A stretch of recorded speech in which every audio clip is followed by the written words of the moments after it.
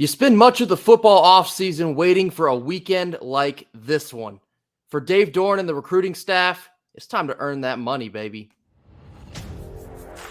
You are Locked On Wolfpack, your daily podcast on the NC State Wolfpack, part of the Locked On Podcast Network, your team every day.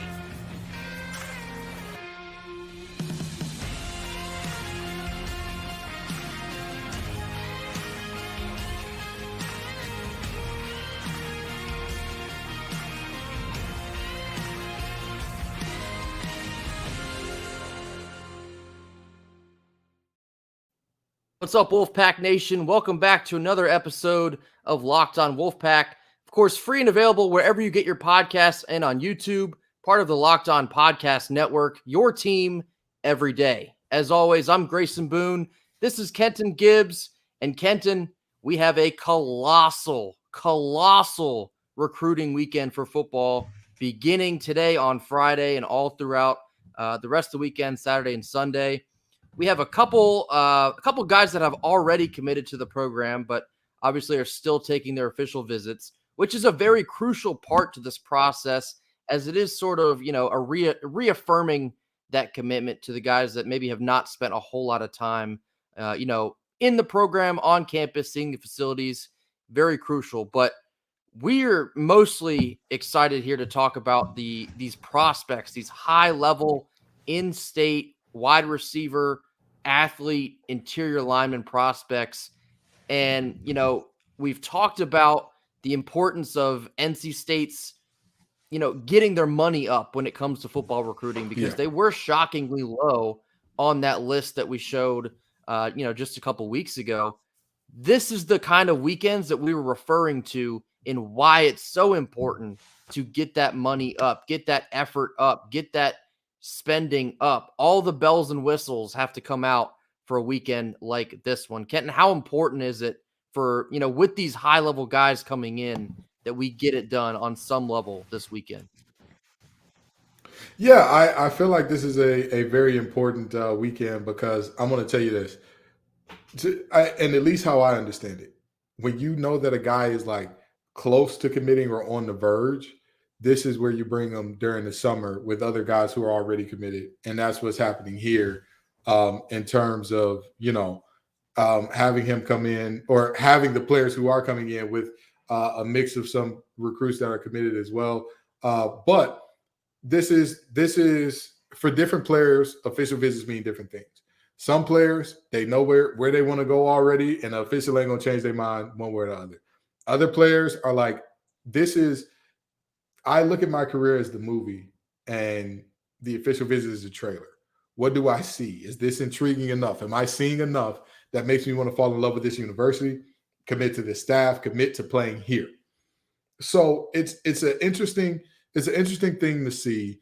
And for some players, like for me, I wasn't as my mother was always working and whatnot, and I love my mother dearly. I know that she's listening to the show right now. She was a single mother of 4, so she didn't have the time to come on my visit with me. But a lot of folks say that in most houses, if you win over mom, you've got the player. So we'll see how that goes in terms of families coming on the official visits as well, because it's not just about treating the player right. 9 times out of 10, if their family is with them, it's about treating the family right as well. I remember the players that I came on my official visit with, and it was a great time. It was a bunch of guys who were already committed for the most part, and I want to say I was one of 2 guys that was uncommitted on my official visit weekend. And it's always a great time, and it's all about making these players, learning who these players are, and all that groundwork should already been laid. When you bring them on an official visit, you should be giving them everything that they want in spades to show them, hey, we really are interested in you. We've studied you. We know what you like. We've given it to you. And on top of that, we're doing everything we can now that you're here to assure your family that you're in good hands.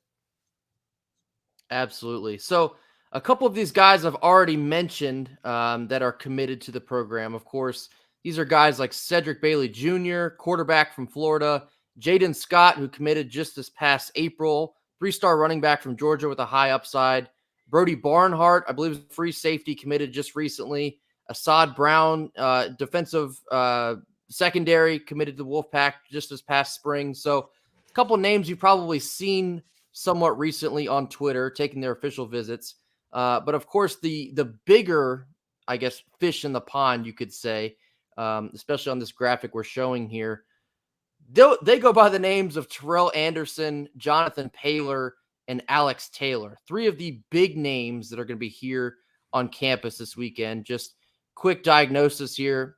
Jonathan Paylor is he's listed as an athlete, play a little bit of running back, play a little bit of wide receiver. It just speaks to the playmaking ability that Paylor has. So it's crucial to get a guy like him on campus this weekend. I believe right now his crystal ball says South Carolina, but a super impactful weekend like this one could make the difference in swaying him to come to Raleigh. And the other two, Alex Taylor and Terrell Anderson, actually teammates at Grimsley High School in Greensboro.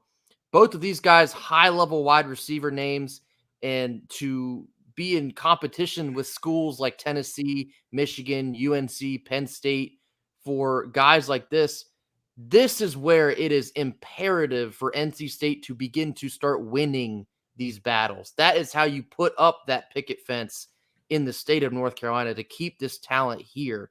This is a weekend where Dave Doeren and the coaching staff, the Joker Phillips, the coach Tujay, this is where you earn that paycheck. Of course, yes, I understand a lot of that is winning the games in the fall, but the recruiting trail is equally as important nearly. And this weekend, go ahead. Can I say this? That part of winning the games is about getting these players. That's what goes into it. Yeah, exactly. Part of winning the games, I say it all the time, it's not about your X's and your O's. It's your Larrys and your Joes, man. It doesn't matter how great your scheme is or whatever the case may be, how great your player development is. You will always have a ceiling if you're not winning the battles for the top guys. That's just the reality. That's just the reality. When you start winning the battles for those top guys, you unlock the ceiling to a different level. If we look at Clemson, when they were just pulling the best players out of their state and the best players out of North Carolina and keeping that down pat, they were good. But when they could pull from anywhere the top guys, that's when it became like, all right, that's a serious thing. It's not about nobody's system is that great that you could survive mediocre players. Nobody. I'm sorry. None of you are doing anything. There's only so many things that you can do with the 11 bodies on the field, with the 11 players on the field that disguise and cover up certain players' weaknesses to the point where it's like, all right, this player is just better than that one, and you've got to live with that. So, that's part winning in the recruiting battles go into winning the games. But go ahead, Chris. Absolutely. And we've said this a lot before, but something NC State really prides itself on is player development, and that's all fine and dandy. But the opportunity to land players like an Alex Taylor, a Jonathan Paylor, a Terrell Anderson, that can make a world of difference in recruiting, in player development, in the end product you see on the field in the fall. These are names that NC State has got to find a way to land one way or another. Again, these high-level 4-star wide receiver guys, this has the potential to be as an important of recruiting classes as like a 2018, 2019, when you saw the likes of Savion Jackson and Drake Thomas, Peyton Wilson, those type of classes that were, hovering on the ranked in the nation, like the 28, 26, close to the top 25 classes in the nation. NC State has to find that way to get more consistent in that range and then higher than that, because, like we've mentioned before, raising that floor of an 8 to 9 win season, this is how you do this. You go out and you get these dogs. You build that fence up so high that your dogs can't jump the fence and get away from you. This is where you get it done. That is how important this weekend is. And you start, and it's all the snowball effect. You win weekends like this. Yes. You win these types of players, and then next thing you know, you win more games, right? And then when you win more games, you win more recruiting battles because you won the games, because you won the original recruiting battle. Let me ask you this. Do you think, and this is not a knock against the coaches, this is not to say, oh, you all have failed in the recruiting trail. Do you think they lose Noah Rogers if they're coming off back-to-back 10, 11 game seasons, 10, 11 win seasons? You think they do? Absolutely not. The young man grew up right down the street. from NC State. And you think that they lose Yeah. him So, to Ohio State if they're and back-to-back 10 seasons? these three guys, the Terrell Anderson, Alex Taylor, both of them are from Greensboro. Jonathan Paylor's from Burlington. Three guys right an hour away from campus here. You have to get them to commit to stay home. It builds that reputation with all these other high-level guys that are going to come up through the ranks. It's just, you cannot stress how important a weekend like this is for the program. Absolutely. I 100% agree. So in this next segment, Kenton, I'm going to try to have you recant your official visit and what kind of made it or broke it for you. I want to hear how that went for you and how that could kind of give us an inside perspective of how these players coming in this weekend may be feeling. But our sponsor for today is Birddogs. As I mentioned several times on here before, summer's here, y'all, and you have to be looking your absolute best. You do that with Birddogs. You need to get your hands on these stretch khaki shorts. They're designed to fit slimmer through the leg and thigh, giving you a truly sculpted look this summer. They're very similar to like a Lululemon type short, but they fit even better. That comfortability is not something you can compromise on. So when you're going out this summer, you're going on vacation, you're going to the beach, you're going to games, maybe you're seeing some Major League Baseball games, you're heading out to some spring practice, or not spring, summer and fall practices when they become open to the public. You got to be looking your absolute best, and you do this with Birddogs. So go to birddogs.com/lockedoncollege for a free Yeti-style tumbler with your order. Again, that's birddogs.com/lockedoncollege for a free Yeti-style tumbler. You won't want to take your Birddogs off. We promise you that. So, Kent, in the second segment, as I mentioned, I want to have you recall your official visit way back when, not to make both of us feel old as we are the same age here, but walk us back through your official visit to NC State. Was this 2013? Yeah, it was 2013. Yeah, it was in the winter of 2013. I was just coming off of the second state championship at Cass Tech. I remember I was originally committed to go to Illinois, but I told the story before about the defensive line coach from there who was leaving, and his grandkids told me, and so I was looking for a new place to be, and I was actually thinking it was going to be another red and white team that was in Adidas, and they're now an Under Armour team. I thought it was going to be Wisconsin, where I was going to end up at, but then Brett Bielema left there, and so I was thinking to myself, like, it was between pretty much Wisconsin, Illinois, and NC State. And on the official visit, like I said, I came by myself because my family was busy, they work, school, all that type of stuff. And I remember the person who was my guide or host for the weekend was Art Norman.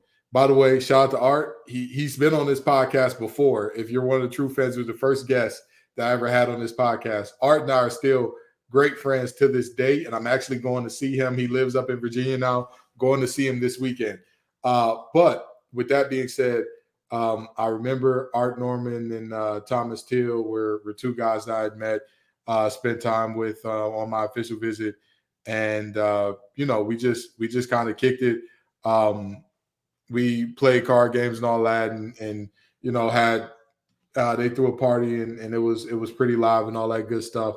But mainly just seeing the campus, and it was actually my first time having cookout as well. First time having cookout. That was one of the highlights of my official visit. Fun fact, I'm not a huge cookout guy. I like cookout. Don't get me wrong. Not a huge cookout guy. But when I was like, wait, they give you all this for $5? That was one of the moments where I was like, all right, I'm fairly certain this is where I want to be. And Coach Falk, who recruited me at Wisconsin, was also recruiting me here. So that was another thing that really went well and worked out because Coach Falk and I already had a great relationship at that time. And yeah, I just saw different parts of the school and all that good stuff. And I was around and seeing the facilities, seeing the locker room, seeing everything. Because up until that point, I don't think I'd ever seen NC State's campus in person. So my visit was a little different from most folks because normally you take visits, and when you're in school playing ball and all that, you take unofficial visits and all that. But my official visit was really a make or break because I needed to know that like there were good things going on here, that I meshed with the guys here, and that this was a good place to be. And again, like I said, Art Norman and I are still great friends to this day. That is my brother. That is a guy that I want in my foxhole with me, and he's a guy that I can call if I'm in a bad way with some worse people, or if I'm celebrating climbing the highest of mountains. Art Norman is a guy I can call for that, and set vice versa. But yeah, that was pretty much my official visit. I don't think there was any one moment that made me say like this is it. It was more so a culmination of feeling like this is a family, and not only is this a family, but these guys are committed to winning the championship. So another fun fact about me, I don't have any class rings, any. I don't have one from high school. I don't have one from college. I never believed in it. I felt like if I didn't win a championship at any school I was at, any type of championship, my senior year, then I had failed as a leader, which means I didn't deserve a ring. And so I needed to know that these guys were serious about winning a championship. And Coach Doran and his staff did a good enough job of convincing me of that, to where I was like, all right, there's a group of guys I want to rock with. So can you talk about like your connection with Coach Doran and the staff? What do you say like ultimately won you over in the conversations you were having on the visit, maybe post-visit, pre-visit? What kind of really sold you to commit to Coach Doran? Coach Falk. Coach Falk is a great dude. Me and him are now fraternity brothers. He's also a member of Kappa Alpha Psi Fraternity Incorporated. He was just a great dude. He was very genuine, very down to earth, and I was very big on that. That was like super important to me. And Coach Doran was about winning. I'm about winning. I have had to learn in retirement.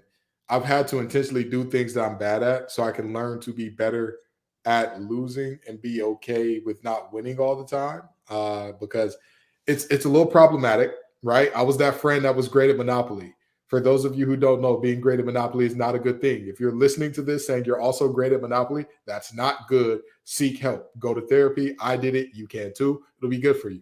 But they were about winning. Doran was about championships. I'm about championships. That was what I was about. That was my entire personality. That was my entire life at that time. My entire life at that time was the single-minded pursuit of excellence, of greatness, of leaving marks in history books.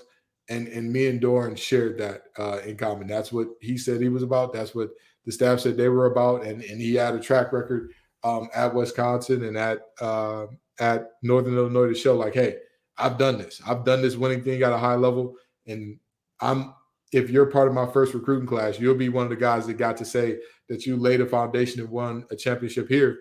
And also, this place reminded me a lot of my high school a lot, in that NC State had always put great individuals into the league, just like Cass Tech has always had All-Americans, has always had great individuals, but they could never bring it together to win the championship. And I thought that like it for me, I saw it as like the same type of deal. Winning the first ever state championship in the history of the city in terms of Division I, winning the first ever state championship at Cass Tech was like, it meant the world to the alumni. It meant the world to the city. And I wanted that same thing for Raleigh. I promise you. Those of you who know me know my story. I tore both of my Achilles and my bicep. So the mind was willing. The body wasn't able. But if you ask any of the coaches, that was what I gave my heart to, because, again, Doran and I were very kindred spirits, and that winning was all that mattered. Winning was the only thing that mattered to me. I didn't care about anything else, and he didn't either. And that was it. That was what I wanted. That was like, I'm like, hey, we're going to win some rings and we're going to have a great time. We're going to walk out of here with a fist full of rings, and we'll be the team that people look back at and say, this was the first team to bring NC State a championship in basketball, football, baseball since the 90s or early 90s or whenever that was. They'll look back at us and say that. That didn't work out, but I promise you, Wolfpack Nation, I gave every single thing, every single iota of energy I had to it until I couldn't anymore. So, yeah, me and Doran agreed on the single-minded pursuit of winning, and Coach Falk was in on that as well. And so, Coach Hux, who was the defensive coordinator at that time, we were all just very much so, talking ball, talking about what it feels like to win and all that, and that's what won me over. So then, okay, so last point here. Now, fast forward here 10 years later, summer of 2023. How does Coach Doran approach a sales pitch for these three guys this weekend? How does NC State land potentially, I guess, any of these humongous wide receiver recruits? What do you anticipate the sales pitch is in 2023? Well, I think it's all about KYP. Know your personnel. You got to know who you're selling to, right? When you know who you're selling to, you know how to effectively sell. I'm a recruiter. I sell things to people all day. I sell people on wanting to get a job. I sell a company, on a candidate, all that good stuff. But you got to know who you're selling to and what you're selling, right? Like, we know what we're selling. We know that we're saying, hey, come to NC State. This will be a great experience. You'll grow as a man. You'll grow as a player. You do all the things, whatever. How does that young man want to grow? What does that young man want, right?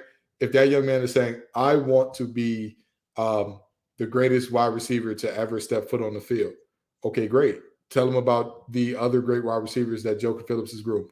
Tell him about the other NFL players that NC State has put out at the wide receiver position, and tell him about how, this is a situation where you could be starting something great, starting a chain of great wide receivers coming in here if he's about legacy, right? If they're about, hey, I want to be football is something that I do that I'm great at, but I want to be prepared for life beyond football. Yes, going to the NFL would be great. I want to be an excellent engineer. Well, that's great to hear too. NC State is a Research One Institute with one of the most prestigious engineering programs in the nation. So, you got to know who you're talking to and how to sell them on what they want. And then from there, you develop the pitch. If somebody's big on feeling like they're a part of a family, hey, we're a family here, man. Everything that we do, even when you're done playing at NC State, our alumni base, our alumni network, you will always be able to come back. You will always be able to use the facility, whatever the case may be. There are still players who have great relationships with the coaches, even after their years done playing. Even if you're not a star player and all that, this is truly a family. Whatever, you've got to know who you're selling and what they want and sell them on that. Absolutely. So again, wrapping up this just conversation on this humongous, monumental official visit weekend, we got to find a way to bring them home, man. We have to find a way to keep them in state. So we're going to anxiously wait. We're going to have to see how this weekend goes, but these are the types of players that NC State has to find a way to reel in order to continue to raise that floor for the program moving forward. Last segment here, we're going to be talking about a humongous basketball opportunity announced today for Kevin Keats and the Wolfpack after a quick word from our sponsors. So last segment here on a Friday. This came across a little bit. We're gonna get humongamental into the Webster Dictionary just for you. I know that you were combining the two words there for a second. We're gonna get it. We're gonna get it in the Webster Dictionary. No, it's not a word. It's not a word. We're gonna get it into the Webster Dictionary for you. Language is malleable, people, and things that aren't in the dictionary. Humongamental is going in the dictionary. We're starting it because of Grayson Boone. We're going to get it in the dictionary. But proceed talking about this huge neutral site game for men's basketball. Listen, man, it is both humongous and monumental. It's a humongamental game. It's a humongamental game. Thursday evening here, this came across a humongous opportunity. I said it right that time. Humongous opportunity for Kevin Keats and men's hoops this coming December, as they're going to be facing off with the Tennessee Volunteers down in San Antonio. Mm-hmm. My only kind of gripe here with this opportunity is that it is in San Antonio, which is a bit of a hike for both NC State and Tennessee fans. I do wish this was a little bit closer, so it'd be a little bit more feasible to commute to, but this is a big deal. And I hope folks understand how big a deal this is, because, in years past, when we found ourselves at or around the bubble, our resume always gets brought into the conversation. And with that brings your out of conference schedule, your quadrant records. You get what I'm saying here. Scheduling an out of conference game here with Tennessee, who has been a national power here in basketball the last couple of years, is a big deal. It's a humongous, it will be a quad one opportunity for NC State. And at that point of the year, December 16th, that's a big time show me moment for this new team that Keith has assembled here. All these new pieces, they're still going to be looking for ways to gel this team with the chemistry, getting it done on the court. What better way than to play one of the top teams in the country in the last 5 years in Tennessee? This is a humongous chance to, I guess you could say, raise the floor of Kevin Keats's program. But Kenton, how excited are you to see the Vols on the hardwood this December? I'm excited to see a DJ Burns revenge game. He put the hard eyes all over this thing. Big fella's ready to roll. I'm excited when he's excited. This young man is ready to do great things against the team that it didn't necessarily work out for with him earlier. And boy, I'm ready to see it. I'm ready to see it. Oh, but no, seriously, like you said, it's a quad one game. This is a serious moment where you can greatly improve your chances of getting into the tournament and all that. And I don't think that this team will be a bubble team next year. But with that being said, just in case, it's never bad to have good wins on your resume. And also, I'm a firm believer that iron sharpens iron. I don't think that, you get better by playing a bunch of cupcakes, especially when you put a team together that has to learn to gel quickly. Throw them into the fire, and they'll find ways to figure it out. And this is a in the fire type of game. Yeah. So tremendous opportunity. Very excited at the idea of playing Tennessee earlier in the season when we have a new team with a lot of new pieces. So it's a good sign, I think, of what's to come for, a very ambitious basketball season here in 23-24. But that's going to do it for us here this week and for this Friday. Kenton, any final thoughts before we sign off? No, I'm just, again, I hope that all these young men enjoy their official visit. I hope that they end up with the pack, but even if not, I hope that, the recruiting staff and whatnot put on a wonderful weekend for them. It's all about these guys and being recruited and being loved on this weekend. So I hope that they feel that love and passion this weekend. And as far as men's hoops in Tennessee, man, what a time. What a game. What a moment. That's probably going to be primetime TV as well. I'm excited for it.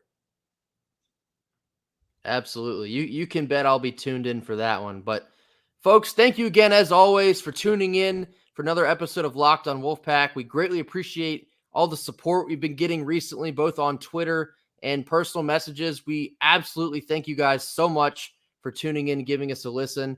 Continue to drop those likes. Continue to drop those comments. Tweet at us, DM us. Let us know what you're thinking. Let us know what you're feeling. And most importantly, mash that subscribe button as we continue to grow this thing and connect with more of y'all as we talk what we love to do, NC State sports. So peace and love, y'all. And as always, go Pack. Go Pack.